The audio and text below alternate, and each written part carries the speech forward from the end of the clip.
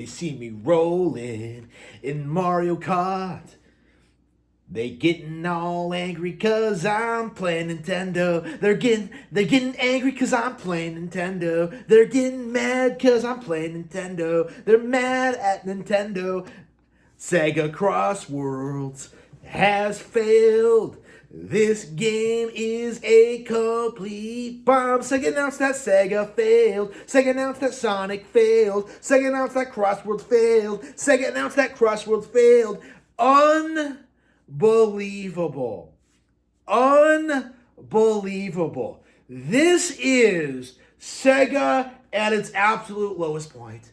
This is worse than Super Nintendo beating the Sega Genesis in spite of the Genesis's two-year head start. This is worse than like Sega leaving the console industry. This is worse than like Yakuza 3 being censored. This is worse than like I don't know, like Monkey Ball not getting new games for like 20 years. You know, this is a disaster of epic proportions, okay? This is the current state of the industry, the current state of gaming, the current state of, the gaming community, is that we were told, assured by these insiders, by these business analysts, by these YouTubers, by forums, by like fanboys, that Sonic Racing Crossworlds was not only going to be a huge hit, but it would easily outpace Mario Kart World, that it would become the best racing game this year, that this would sell millions of units and just be this huge, huge success story.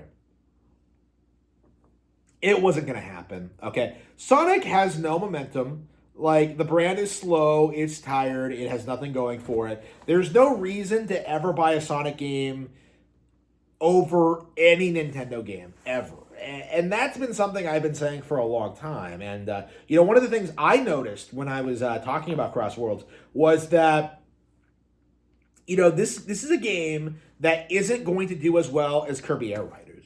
This is a game that is also releasing on Nintendo Switch. Okay, so in the hypothetical scenario that, like, Crossworlds did well, it would sell the most on Nintendo Switch. It would sell the most on Nintendo consoles.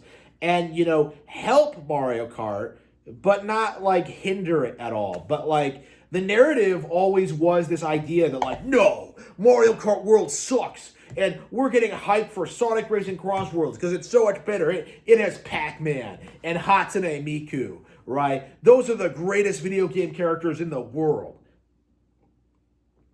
That was the overwhelming narrative at the time. That was what people were trying to sell you at the time. The idea that Crossworlds would somehow destroy Mario Kart and would somehow be this huge success story. And yes, Sega has released their official sales numbers, and Crossworlds has massively underperformed.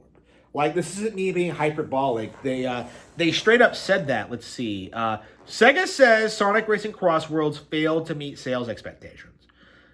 Sega says that while feedback for Sonic Racing Crossworlds has been overwhelmingly positive, sales of the game have failed to meet internal expectations.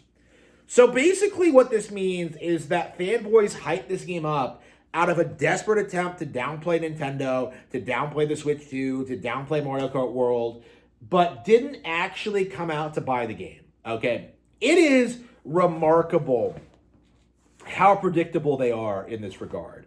Like, Sonic fans talk all this shit about Nintendo, talk all this shit about Mario Kart, talked all this shit about, like, how Sonic was going to destroy Mario. And this is the end result of it, Like, this is the end result of this autism, is just an inevitable failure of epic proportions that you cannot rationalize or explain away. After all that hype, all that worship, all that attention given to Sonic Racing Crossworlds, this is the end result. The end result being that it was outperformed by Mario Kart World. It was outperformed by Kirby Air Riders. And honestly, I would not be surprised if it was outperformed by fucking Garfield Kart. Okay, Sonic is a dead IP. It has been for over 20 years at this point. Like, why exactly Are we on this mindset where we constantly have to treat like every new Sonic release like it's a AAA production? Like the reality is, I wouldn't even put these games up against most indie platformers. Okay, Sonic is the very definition of mid. Like you can look it up in the Oxford Dictionary. You know, you'll see a picture of Sonic right fucking there. You know, you won't see an actual description of the word because Sonic fans can't read. Okay, but if you look at the definition of mid in the dictionary, you will see Sonic. Okay, that's the reality of it. Is that Sonic is so bad that it's kind of been canonized into Western culture.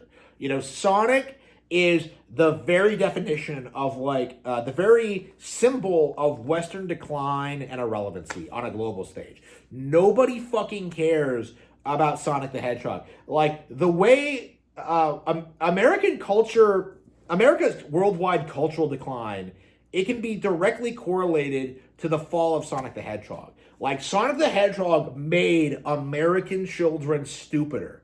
You know, just look at Chris Chan, you know. Like he really thought that Sonic the Hedgehog was gonna like get him a girl, a boyfriend-free girl. You know, he really genuinely believed that. And that's the kind of situation we're in right now. You know, that's what we've been seeing lately. That's the kind of situation that we can expect going forward. Is that Sonic the Hedgehog is a dead IP that's propped up by these obsessive online fanboys that keep claiming that it's going to do the impossible, that it's going to outperform Mario Kart, that it's going to be this huge success, that Nintendo will be jealous, and that Sonic will once again be a competitive video game mascot character. But the reality is, Sonic was never on Mario's level. You know, at its absolute peak, it was just like a cartoon that kids watched, you know, during weekdays because they had nothing better to do. Like, Sonic is a complete and total train wreck and really should be thought of as such. You know, like there is no defending the Sonic brand, its legacy, or Sega. And yet we're still in this weird phase where people genuinely consider this brand to be one of the all-time greats. And it really is nothing more than misplaced nostalgia. Like, Sonic the Hedgehog has been outperformed by other mascot platformers dozens of times over, and we're still in this weird phase where nobody really wants to admit it.